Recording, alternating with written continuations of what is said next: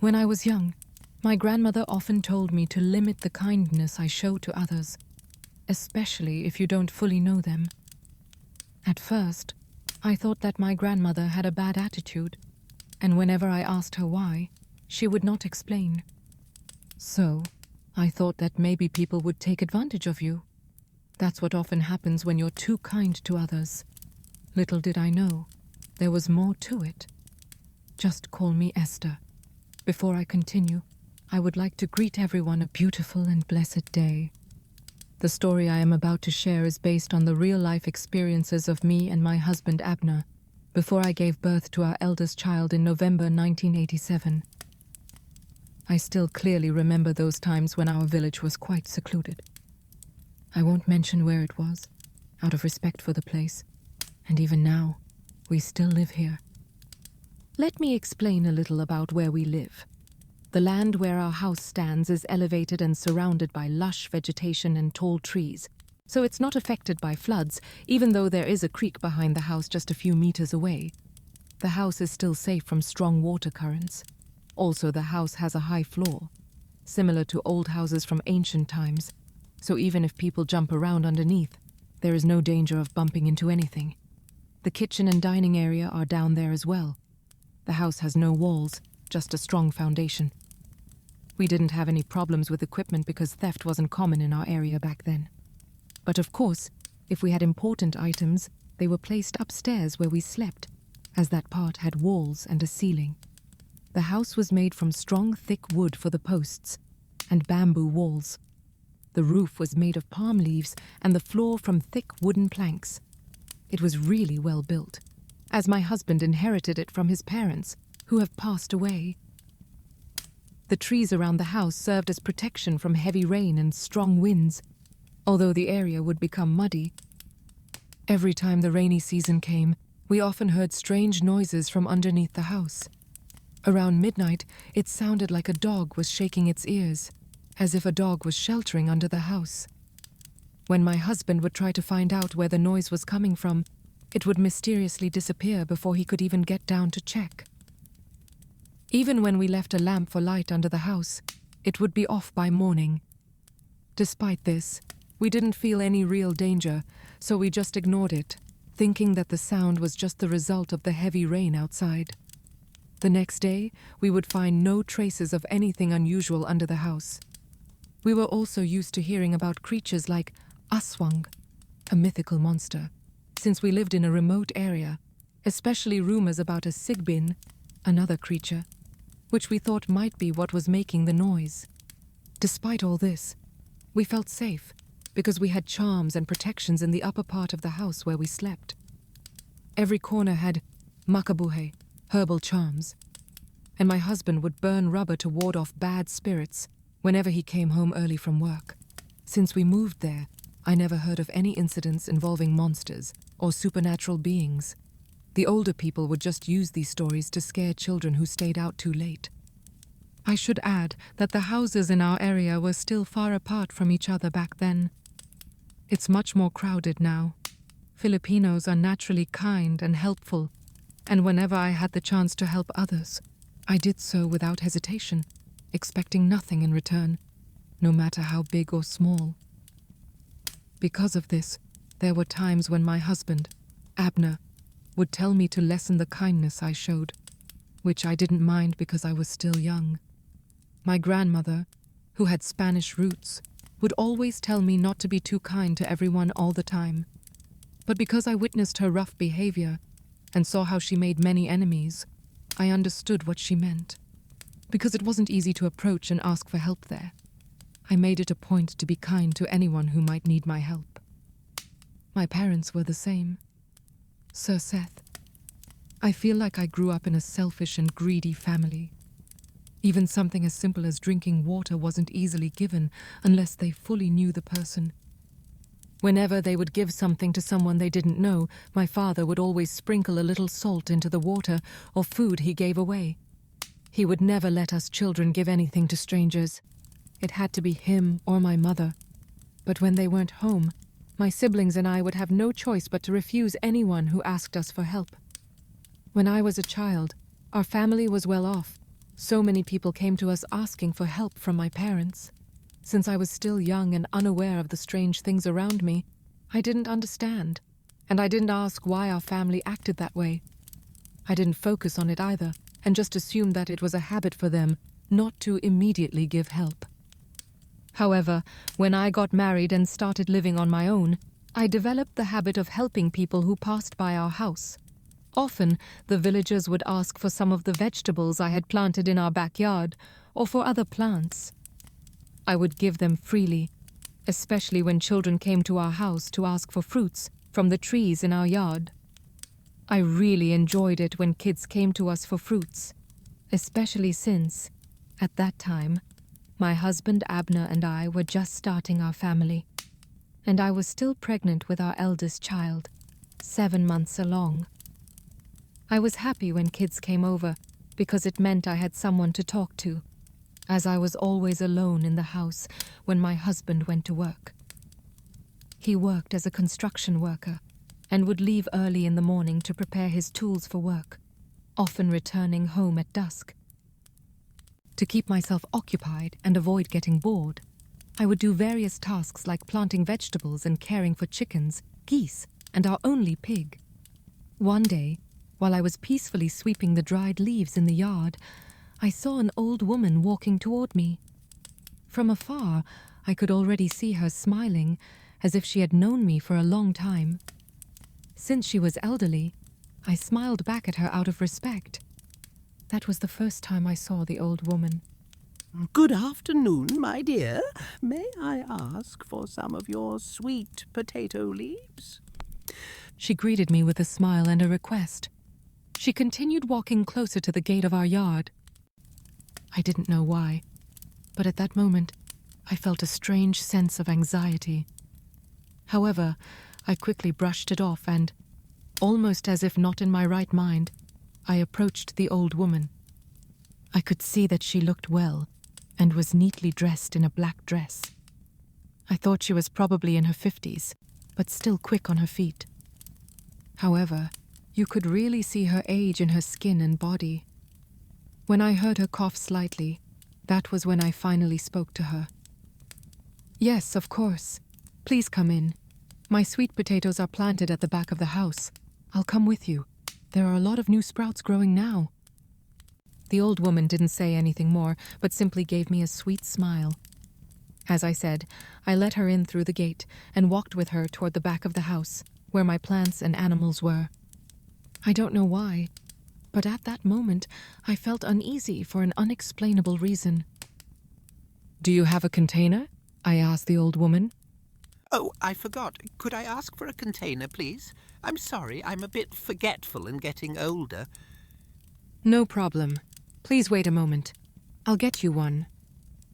I then calmly walked to the kitchen to look for a bag that I could use to place the leaves for the old woman. I deliberately took my time searching because I thought she was still picking leaves. I could see her from where I was in the kitchen, as the floor beneath the house had no walls. While I was in the kitchen, I noticed her giving me strange looks every now and then. Once I got the bag, I returned to where the old woman was and immediately handed it to her. But instead of accepting the bag I was offering, the old woman's hand went directly to my pregnant belly. I was about to move away, but her movement was fast, and she quickly touched my belly. How many months along are you, my dear? It looks like it's a girl in your belly. So fragrant, so healthy. Must be delicious. She asked one after the other while smiling and looking at my belly, which confused me. What do you mean by delicious? I asked. The feeling of having a child is so wonderful. Take good care of what you're carrying, she said, laughing. You've scared me, I said. Let's just put the leaves in the bag. The old woman didn't say anything more but smiled, and I was able to get her to remove her hand from my belly. It's nice to see someone as healthy as you who's pregnant. I'm sure your child will turn out well. I couldn't quite understand her words, because my body was indeed fuller at that time. As I felt like she wasn't going to stop, I decided to step back from her. I helped her pick more leaves. While we were gathering the leaves, she suddenly approached me and whispered softly in my ear. I heard it clearly but couldn't understand it. When I turned to look at her, I was surprised to see that she was quite far from me, maybe a foot or more away. I just sighed and thought that I might have been imagining things. After we gathered the leaves, the old woman spoke to me again. Her name was Manangarita, and she said she was a newcomer to our village. She didn't have any plants yet, and had been asking around for someone who could give her some. Someone must have told her about me. When I asked who it was that told her, she couldn't name the person, or even describe what they looked like. Manangarita was kind and pleasant to talk to, but I couldn't help but notice that she kept scratching her stomach like it was really itchy, and she couldn't sit still. She also avoided looking at me for long periods. I didn't immediately judge her because it could have just been the way she communicated. We talked for a while, and before she left, she again touched my belly, reminding me to be careful and telling me she would come back to visit. I didn't realize how long we had been talking, and by the time she left, it was already dark. Just as Manangarita was leaving, my husband Abner arrived. Who was that old woman? He asked. Oh, that's Manangarita. She asked for some sweet potato leaves. We had such a nice conversation, then she just left, I explained. I saw Abner narrow his eyes as he watched the old woman leaving, as if he didn't like my response. I've told you this many times. Don't just let anyone in here. It's dangerous, especially with you being pregnant. I tried to brush it off, saying, "She just asked for leaves. What's the harm in being generous?" I just want you to be extra cautious. It would be better if someone else was with you here to help, he replied. I didn't let him finish his speech and interrupted him. I thought you liked me because of my kindness, but why does it seem like the wind has changed? Do you want me to stop being kind? No, that's not what I mean. Wait, why does it smell bad here? What is that smell? He added. I was puzzled and sniffed the air to try and identify the scent. As I sniffed, I moved to the chair where I had my interview, and I noticed a strange smell that seemed like a mix of fowl and cat urine. Oh, maybe a cat urinated here, I thought. I just used that excuse to my husband so that the conversation wouldn't continue and so we wouldn't end up arguing. That night, it suddenly rained heavily. The sound of the rain was so loud that it made the night even noisier, especially because the roof was only made of nipa palm. Add to that the sound of frogs in the area since we lived near a stream. Despite all this noise, my husband and I still had a pleasant and peaceful sleep because of the cool air entering the house. The next morning, when I went down to the house's basement to tend to some things, I was shocked to see muddy footprints scattered around. At first, I couldn't tell what kind of footprints they were, but after staring at them closely, I realized they belonged to a person walking barefoot. I immediately called Abner to come down and see it. Even my husband was alarmed. That was the first time we saw such footprints under our house since we moved in. I started to feel uneasy and scared. Was this what I was worried about? Was it the old woman who came here yesterday? Abner exclaimed. He followed the trail of the footprints, and it stopped near where I lay down. If you looked up under the house, you would see where I sleep at night. My husband just clicked his tongue and shook his head at what we saw. He was about to go to work, but he was worried the one who left those footprints was still nearby. But since it was already bright outside, he couldn't skip work, so he left me alone at home. I had called my friend and told her of the events. She strongly reminded me not to let anyone inside the yard and to light the fire outside or in the kitchen when night came. She said her gut feeling told her those footprints belonged to an Aswang, a mythical creature in Filipino folklore. So I shouldn't be too trusting and should stay alert. I just listened and agreed in response. The whole day, the rain never stopped. I didn't expect anyone to visit since the rain was so heavy. Even though I had a sense of unease, I tried to ignore it and kept myself busy with housework. But when evening came, as I was about to cook dinner, something caught my attention. I saw a figure of a person standing outside the yard. Since the rain was still pouring heavily, the area was foggy, and I couldn't clearly see who it was. But I could tell it was a woman because of her posture. She was wearing something black, and I was sure she was just staring at me. I shouted at her, asking who she was and what she needed, but with the rain so loud, I doubted she could hear me. After a while, she just stood there, staring at me.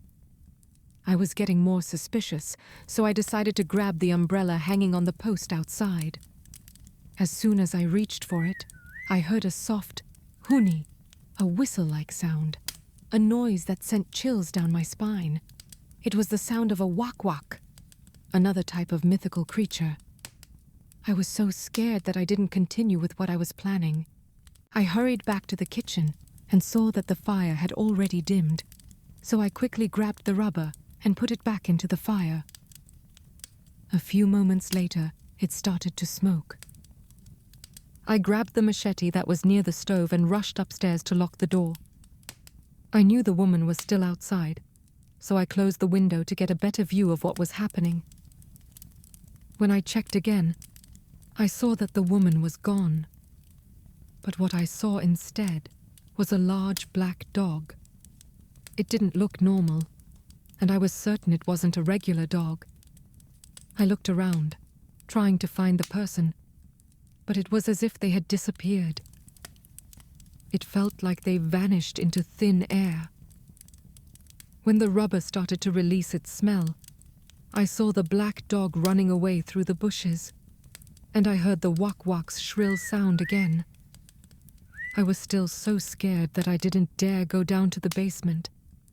I stayed upstairs and waited for my husband, Abner, to return home. I couldn't even prepare dinner anymore. It was getting dark, and Abner still hadn't come home. My fear turned into frustration because I needed him, but he was late. Thoughts of what might happen to me and my child filled my mind, especially since our neighbors were far away, and I couldn't escape quickly due to my pregnancy. The rain still didn't stop, and it was almost 9:00 p.m. when Abner finally came home, and he had been drinking. I couldn't hold back my anger and shouted at him. From the morning, I had already told him that something strange was happening around us, but he was still so late. He even saw the footprints under the house with his own eyes and agreed they weren't normal. But despite all my concerns, he came home drunk, and I couldn't understand why he ignored everything. I ended up letting him sleep and prepared some countermeasures myself. While he was sleeping soundly upstairs, I hurriedly got salt, garlic, and calamansi, as well as all the knives I could find and kept them by the bed. I couldn't sleep well, as I was still scared and kept thinking that the creature I saw might come back. At midnight, I suddenly heard the faint sound of a pig. At first, I thought it was our pet pig, which sometimes makes noise at night. But with it was the loud clamor of my chickens, as if they had seen a snake. I immediately got up and tried to listen more closely, but the noise from my chickens stopped.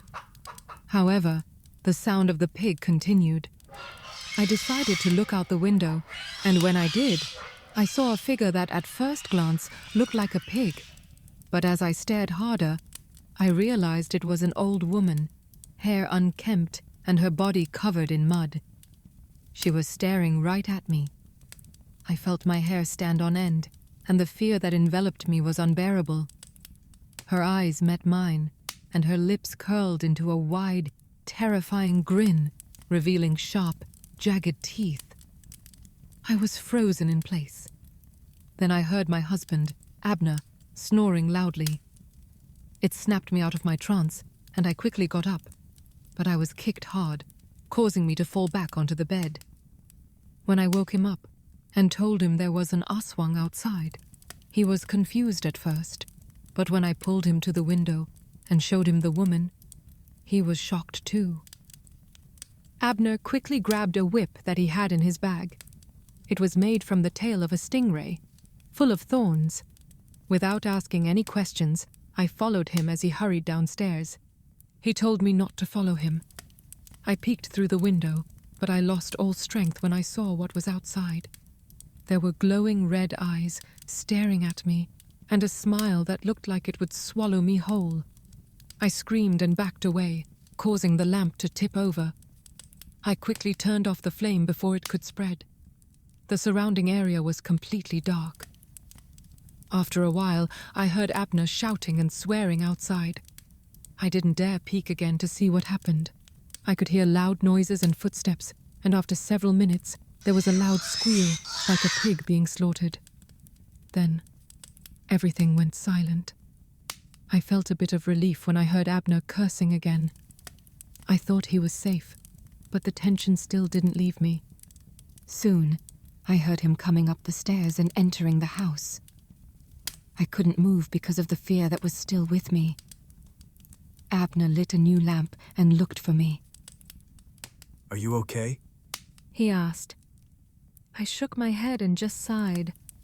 You were late, and I was scared. He immediately found the oil and rubbed it on my stomach since I was feeling the pain of a possible premature labor. As he did that, I noticed cuts and bruises on his body. Calm down.